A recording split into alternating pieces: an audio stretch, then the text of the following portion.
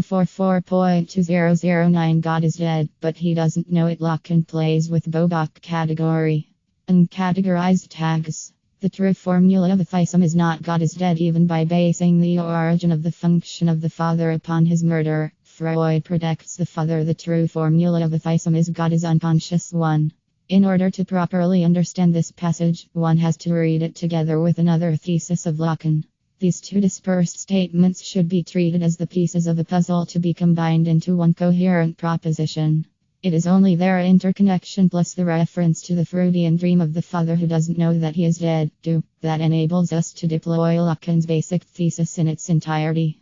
As you know, the father Karamazov's son Ivan leads the latter into those audacious avenues taken by the thought of the cultivated man, and in particular, he says, if God doesn't exist, the father says, then everything is permitted.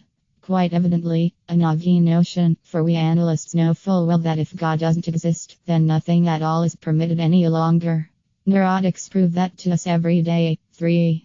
The modern atheist thinks he knows that God is dead. What he doesn't know is that, unconsciously, he continues to believe in God. What characterizes modernity is no longer the standard figure of the believer who secretly harbors intimate doubts about his belief and engages in transgressive fantasies. Today, we have, on the contrary, a subject who presents himself as a tolerant hedonist dedicated to the pursuit of happiness, and whose unconscious is the site of prohibitions. What is repressed are not illicit desires or pleasures, but prohibitions themselves. If God doesn't exist, then everything is prohibited means that the more you perceive yourself as an atheist, the more your unconscious is dominated by prohibitions which sabotage your enjoyment. One should not forget to supplement this thesis with its opposite. If God exists, then everything is permitted. Is this not the most succinct definition of the religious fundamentalist's predicament? For him, God fully exists. He perceives himself as his instrument, which is why he can do whatever he wants. His acts are in advance redeemed, since they express the divine will. Instead of bringing freedom, the fall of the oppressive authority thus gives rise to new and more severe prohibitions. How are we to account for this paradox?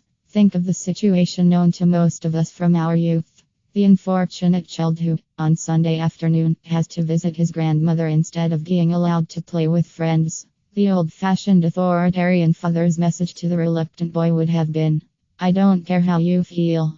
Just do your duty, go to grandmother and behave there properly. In this case, the child's predicament is not bad at all. Although forced to do something he clearly doesn't want to, he will retain his inner freedom and the ability to later rebel against the paternal authority. Much more tricky would have been the message of a postmodern non-authoritarian father. You know how much your grandmother loves you. But, nonetheless, I do not want to force you to visit her. Go there only if you really want to. Every child who is not stupid, and as a rule they are definitely not stupid, will immediately recognize the trap of this permissive attitude. Beneath the appearance of a free choice there is an even more oppressive demand than the one formulated by the traditional authoritarian father, namely an implicit injunction not only to visit the grandmother, but to do it voluntarily, out of the child's own free will. Such a false free choice is the obscene superego injunction. It deprives the child even of his inner freedom, ordering him not only what to do, but what to want to do. For decades, a classic joke has circulated among Lacanians.